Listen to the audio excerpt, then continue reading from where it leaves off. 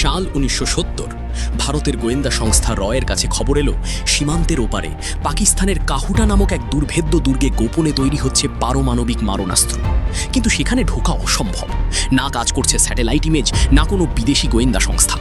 এই অনিশ্চয়তায় প্রধান RN cow পাঠালেন একদল তুখোড় এজেন্টকে। তারা যা করলেন তা আজ গোয়েন্দা ইতিহাসের সবচেয়ে অবিশ্বাস্য এক অধ্যায়। কোনো উন্নত প্রযুক্তি নয়, বরং বিজ্ঞানীদের ফেলে দেওয়া কয়েক গাছি চুল হয়ে উঠল এই মিস্ট্রির চাবিকাঠি। সেই চুলের রেডিয়েশন টেস্টেই ফাঁস হয়ে গেল পাকিস্তানের পরমাণু বোমার গোপন রহস্য। কিন্তু যখন ভারত ও মোসাদ মিলে এই ল্যাব ধ্বংসের চূড়ান্ত ঝক কষছে, ঠিক তখনই ঘটে গেল এক অকল্পনীয় ট্র্যাজেডি। একটি মাত্র ফোন কল, তৎকালীন প্রধানমন্ত্রী মোরারজি দেশাইয়ের একটি অসতর্ক বাক্য তাসের ঘরের মতো গুড়িয়ে দিল বছরের পর বছর ধরে করা এজেন্টদের সমস্ত পরিশ্রম। কি ছিল সেই ফোন কলে? কেন নিজের দেশেই প্রাণ দিতে হলো সেই অকুতভয় এজেন্টদের? ভারতের ইতিহাসের সফলতম কিন্তু ট্র্যাজিক এক মিশন, অপারেশন কাহুটা। আজকের ভিডিওতেই আমরা উন্মোচন করব সেই রোমহর্ষক। ১৯৭০-এর দশকের শেষের দিক ভারতের গোয়েন্দা সংস্থা রয়ের কাছে খবর এলো যে পাকিস্তান গোপনে পারমাণবিক বোমা তৈরির চেষ্টা করছে। জায়গাটির নাম কাহুটা, কিন্তু সেখানে বাইরের কারো প্রবেশাধিকার ছিল না। স্যাটেলাইট ইমেজ বা বিদেশি গোয়েন্দা সংস্থাগুলো সঠিক তথ্য দিতে পারছিল না। এই অনিশ্চিত পরিস্থিতিতে রয়ের তৎকালীন প্রধান RN কাও একদল তুখোড় এজেন্টকে পাঠালেন পাকিস্তানে। তাদের লক্ষ্য ছিল একটাই, পাকিস্তানের এই পারমাণবিক ল্যাবরেটরির ভেতর আসলে কি চলছে তার অকাট্য প্রমাণ জোগাড় করা। কাহুটা প্ল্যান্টের নিরাপত্তা ছিল দুর্ভেদ্য, কিন্তু রয়ের এজেন্টরা এক অদ্ভুত ও বুদ্ধিদীপ্ত পথ বেছে নিলেন। তারা লক্ষ্য করলেন ওই ল্যাবরেটরির বিজ্ঞানীরা একটি নির্দিষ্ট এলাকার সেলুনে নিয়মিত চুল কাটাতে আসতেন। রয়ের এক এজেন্ট ছদ্মবেশে সেই সেলুনের কর্মচারীদের সাথে সখ্যতা গড়ে তুললেন।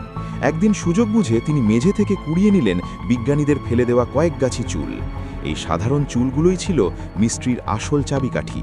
সেই চুলগুলো গোপনে ভারতে পাঠানো হলো এবং রেডিয়েশন টেস্ট করা হলো। পরীক্ষায় দেখা গেল চুলে উচ্চমাত্রার ইউরেনিয়ামের কণা রয়েছে। এর মাধ্যমেই ভারত ১০০% নিশ্চিত হলো যে পাকিস্তান কাহুটাতে পারমাণবিক সমৃদ্ধিকরণ শুরু করে দিয়েছে। রয়ের এজেন্টরা এরপর আরও গভীরে প্রবেশ করলেন। তারা ল্যাবরেটরির ব্লুপ্রিন্ট থেকে শুরু করে বিজ্ঞানীদের গতিবিধির সমস্ত তথ্য সংগ্রহ করে ফেললেন। এমনকি ইসরায়েলের গোয়েন্দা সংস্থা মোসাদের সাথে মিলে ভারত পরিকল্পনা করেছিল কাহুটা প্ল্যান্টে বিমান হামলা চালিয়ে তা ধ্বংস করে দেওয়ার। সব ঠিক ছিল, কিন্তু ঠিক সেই মুহূর্তে ঘটে গেল এক অকল্পনীয় ট্র্যাজেডি। ১৯৭৭ সালে ভারতে ক্ষমতার পরিবর্তন হয় এবং মোরারজি দেশাই প্রধানমন্ত্রী হন। মোরারজি দেশাই ছিলেন আদর্শবাদী, কিন্তু গোয়েন্দা অপারেশনের কূটকৌশলে কিছুটা অনভিজ্ঞ।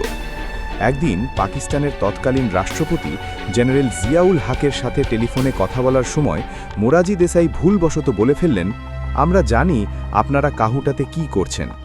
এই একটি বাক্য রয়ের এত বছরের সমস্ত পরিশ্রমকে মুহূর্তের মধ্যে ধূলিসাৎ করে দিল। জিয়াউল হক বুঝতে পারলেন যে তার অত্যন্ত সুরক্ষিত প্রজেক্টের ভেতরে ভারতীয় গোয়েন্দারা ঢুকে পড়েছে। এরপর শুরু হলো এক ভয়ঙ্কর নিধনযজ্ঞ। পাকিস্তান কাহুটা এবং তার আশেপাশের এলাকায় রয়ের সমস্ত নেটওয়ার্ক চিহ্নিত করে ফেলল। অনেক ভারতীয় এজেন্টকে নৃশংসভাবে হত্যা করা হলো এবং বাকিদের প্রাণ বাঁচাতে পালিয়ে আসতে হলো।